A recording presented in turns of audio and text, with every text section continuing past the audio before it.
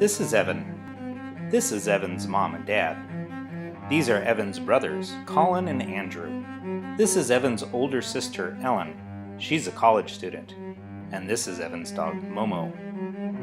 Evan is your typical teenager. He loves music, movies, pizza, and sleeping in late.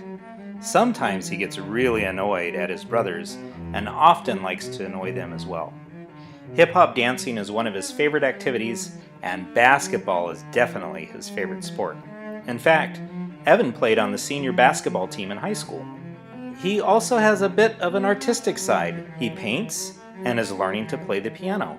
And just like most teenagers these days, he spends way too much time surfing the internet and watching mindless YouTube videos. But the unique thing about Evan is that he has Down syndrome. It makes learning things a little bit more challenging, but he's usually up for that. Having Down syndrome also gave him a very warm heart and a genuine love for people. He usually treats people the way they like to be treated, except for perhaps when he's in the mood to annoy his brothers. Just like all of us, when Evan graduated from high school, he wanted to find his purpose in life. He currently works at Joma Bakery and Cafe in Hanoi, where he's being trained in the basics of the cafe business, like washing dishes, preparing food, and greeting customers with a smile.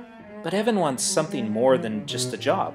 He wants to know what his purpose in life is. He wants to know that he's uniquely created for something big. He doesn't just want to get through life, he wants to make an impact on the world, just like you and I do. In 2013, Evan's sister Ellen left home and went off to college. It was an exciting time for the whole family to see the oldest child make the transition from childhood to adulthood. Having watched Ellen set off on her journey, Evan wondered about the possibility of going to college as well. Unfortunately, most colleges don't have a program for young adults with intellectual disabilities.